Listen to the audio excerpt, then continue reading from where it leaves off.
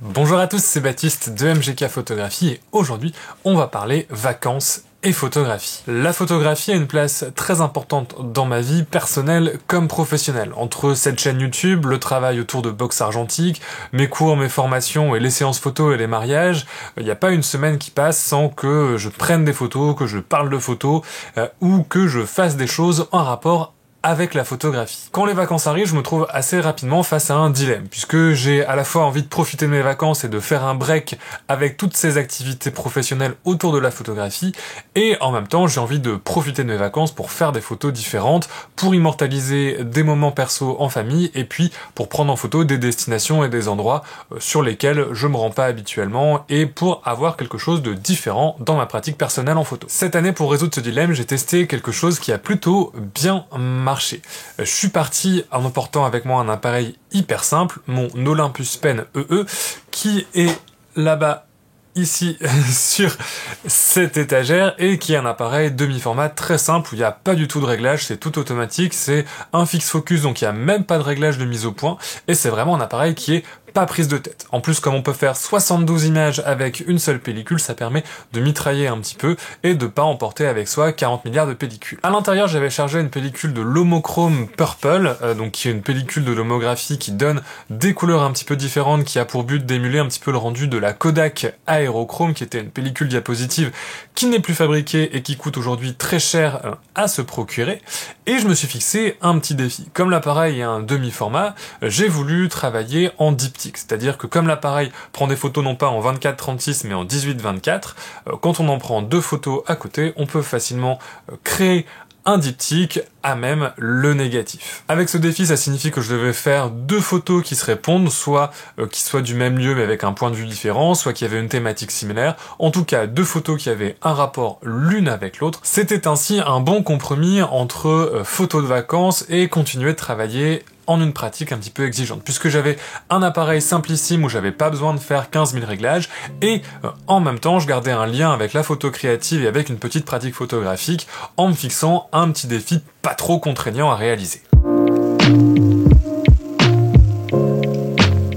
J'ai commencé la pellicule lors d'un court séjour à Paris, c'était à l'occasion d'un mariage que je devais couvrir en région parisienne, et on en a profité avec ma femme pour se faire un petit week-end. On a également à cette occasion visité l'exposition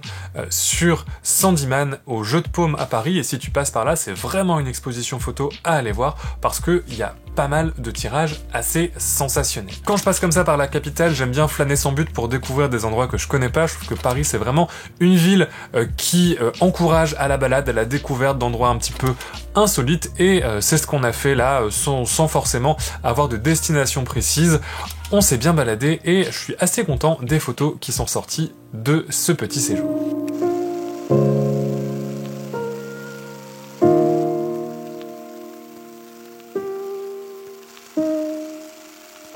Sur le retour, on a fait étape au château de Chantilly, l'occasion pour moi de tester cette pellicule dans le parc, et je dois admettre que sur la végétation et par forte lumière, elle a vraiment un rendu hyper intéressant qui se rapproche vraiment de la Kodak Aerochrome. Les couleurs sont pas exactement les mêmes et sont un petit peu moins vibrantes, mais avec un petit peu de tweak sous Lightroom, on arrive vraiment à quelque chose de très sympathique, et je pense que c'est vraiment là où cette pellicule brille. C'est sur de la photo de paysage avec pas mal de verts, puisque tous les verts vont prendre ces teintes violettes, et ça va vraiment donner quelque chose de super intéressant et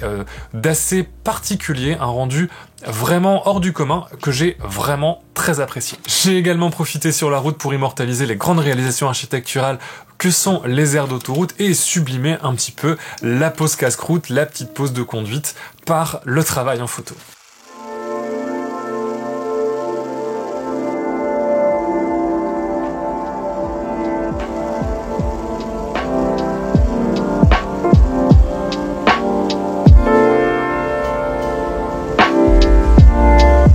Les vacances nous ont ensuite conduits sur la côte de la mer du Nord, où la lumière était beaucoup plus forte, et maîtriser l'exposition sur mon petit pot dans la puce, ça n'a pas forcément été facile. Il y a toujours un petit panneau lumineux qui s'affiche quand on a trop ou pas assez de lumière, mais de mon côté, j'ai préféré n'en faire qu'à ma tête et déclencher quand même, ce qui a donné des photos parfois un petit peu surexposées. L'idée, comme c'était de tester cette pellicule aussi, qui peut être exposée entre 100 et 400 ISO, j'ai fait un petit peu différents tests. Il y a eu des photos qui sont retournées très surexposées, mais malgré tout, j'ai quand même réussi réussi à en récupérer une bonne partie. Là encore, j'ai fait pas mal de photos au niveau du Cap Griné où on a fait une super randonnée sur le long de la côte, et là encore, je trouve que les paysages rendent vraiment bien entre l'alliance de la végétation, du ciel et de la mer qui va vraiment donner des couleurs particulières et qui va vraiment bien rendre avec cette pellicule qui est au départ une pellicule de surveillance aérienne. Donc c'est normal que sur de la végétation et sur du paysage, ça rende vraiment quelque chose d'intéressant puisqu'elle est faite pour ça au départ. Je l'ai dit au début de cette vidéo, les vacances pour moi c'est vraiment l'occasion de pouvoir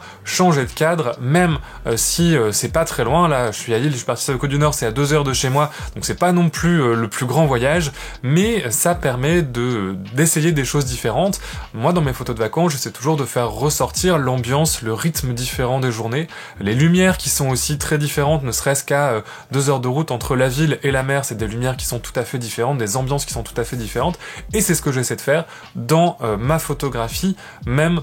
en vacances. Même si je travaille des thématiques que j'explore souvent, comme les bâtiments ou les choses comme ça, eh bien le fait de les travailler différemment, le fait que ce soit des cadres différents, le fait que la lumière soit différente et que le lieu soit différent, l'ambiance va être différente, et je trouve que c'est intéressant de pouvoir varier ça dans sa pratique photographique. Pour moi, les vacances, c'est aussi un côté un petit peu retraite créative où je me concentre sur ma pratique personnelle, où j'essaie de prendre de la distance par rapport à ma pratique professionnelle, et ça permet vraiment de me ressourcer d'un point de vue créatif.